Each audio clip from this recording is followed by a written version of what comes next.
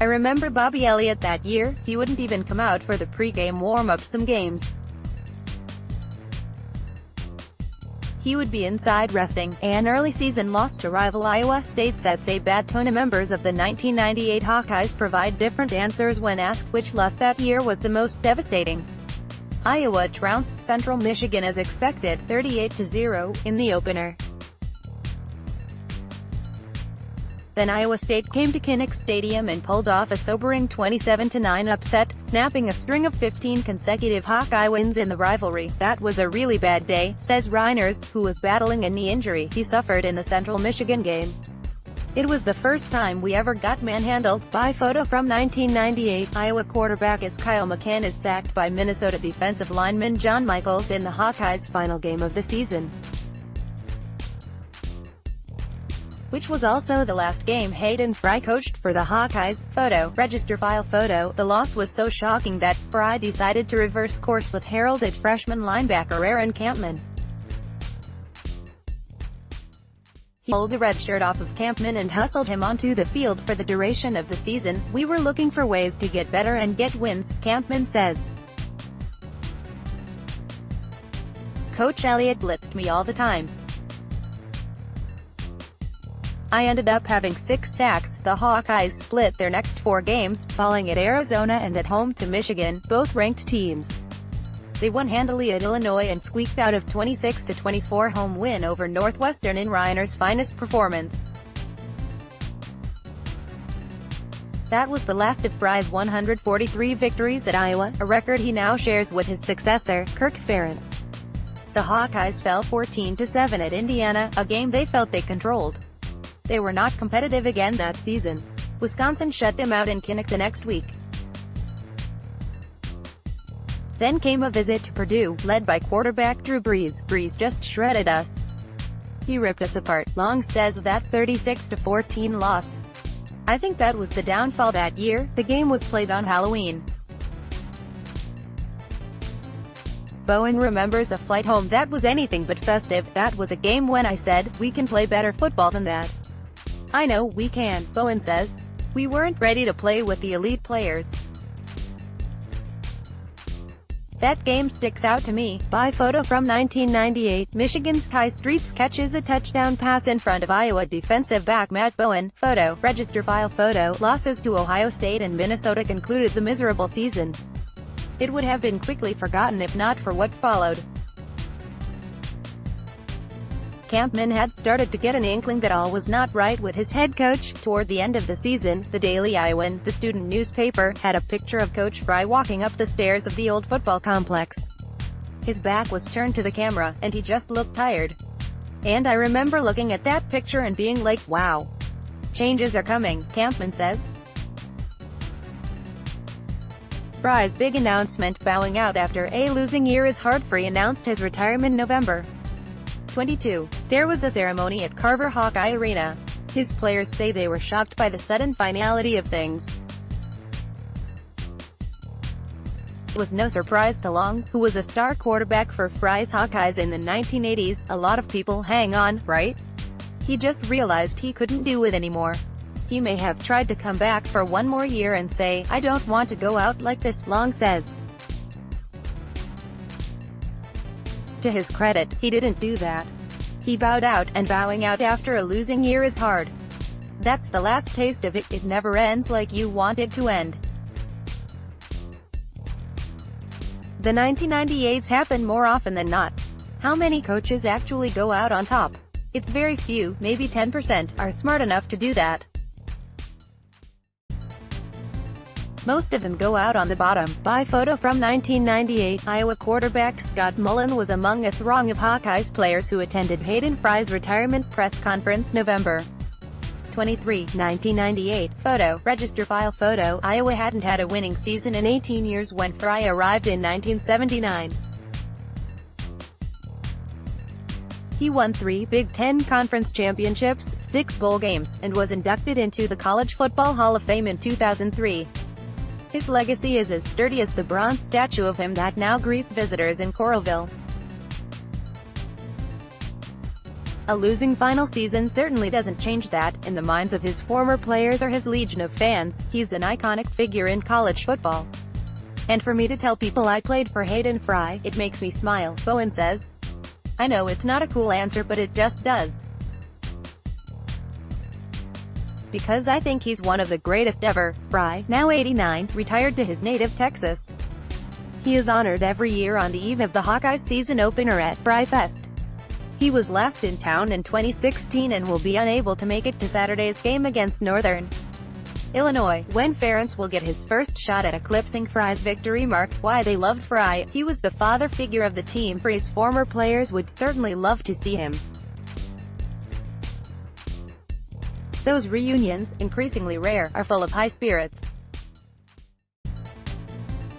Reiner says he's amused every time his one-time teammates gather because they inevitably, and unconsciously, start sounding like their former coach, mimicking his cadence and unique phraseology. Fry's players felt handpicked by the larger-than-life coach to be a part of the Hawkeye family. I always felt Coach Fry was the father figure of the team, DeVries says.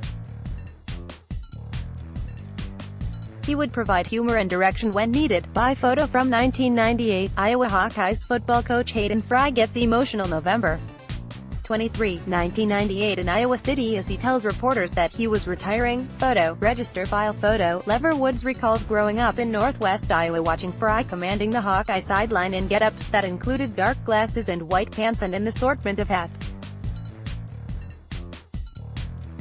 He was a striking figure, and Woods, now an assistant coach for the Hawkeyes, was eager to play for him. So when Fry came to West Lyon High School, even Woods' grandparents wanted to be on hand to greet him. He's a character, almost a fictional character, Woods says. So then to actually meet him in person, it was a different experience. Woods did play on that 1998 team, and his experience with Fry was common. Bowen laughs when he talks about Fry showing up at his suburban Chicago home wearing cowboy boots. They had a Hawkeye on them, with a rose in its mouth. There was something that told me I would be taken care of, Bowen says. Reiners will never forget what Fry said on a trip to Fort Dodge. He told me our high school team was like the Texas State Fair.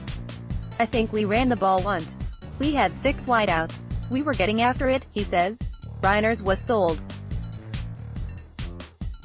Baker grew up in northern Indiana and had no real reason to consider playing football at Iowa, not with Notre Dame and a handful of Big Ten teams in much closer proximity. Fry impressed him with his casual approach to recruiting, a contrast to coaches who would press for an immediate commitment. He said, "Hey, look, I've got a scholarship for you and I'm going to put this scholarship in a box and I'm going to stick it on a shelf in my office. That scholarship is going to sit there and wait for you to decide," Baker says. The amount of humility that he had in the recruiting process was great. Baker remembers staring at his phone, hanging up, talking things over with his father for about 30 minutes, then accepting Fry's offer. They all made their way to Iowa City in time to be part of Fry's last team. Things didn't work out on the field,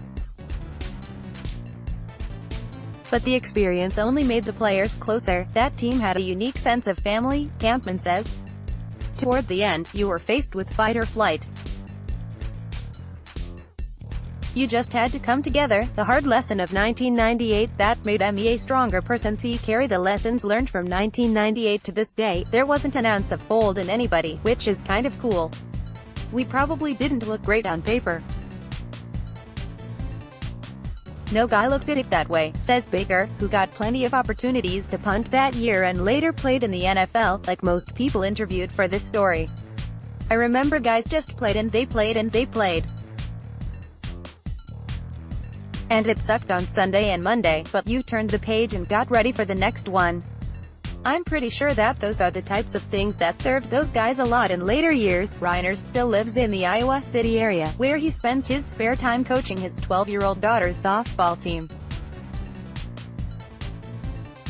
Iowa Hawkeyes head coach Hayden Fry prior to a game during the 1998 season, his last at Iowa. Photo, RVR Photos USA Today Sports. He has a message for the girls when their spirits are sagging. You've got To keep your head up, Reiners tells them, because I got booed in front of 69,999 fans and the one that wasn't booing was my mom. DeVries was the team's lone All-American in 1998.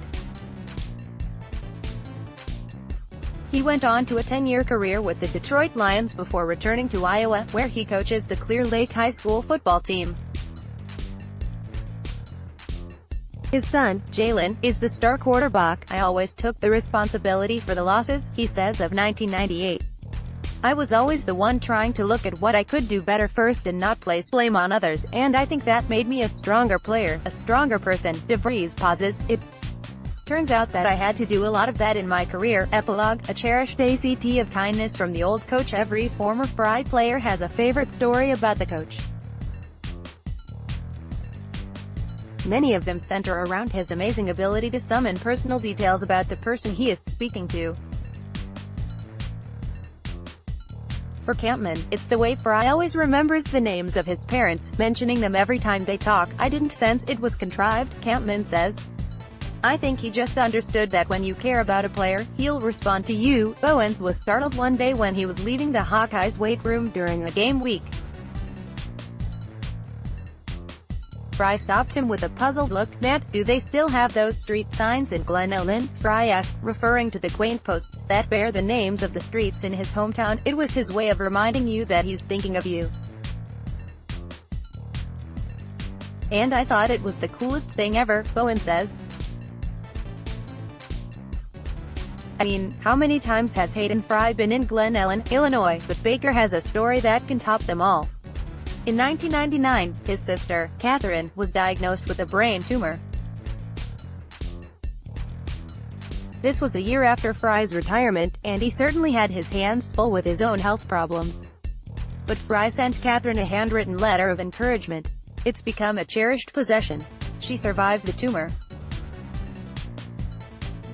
She's getting married next month. How many thousands of sisters and brothers of his players are out there? Baker wonders in a tone of astonishment. He's got his own real world that's happening to him. Who does that? Hayden Fry.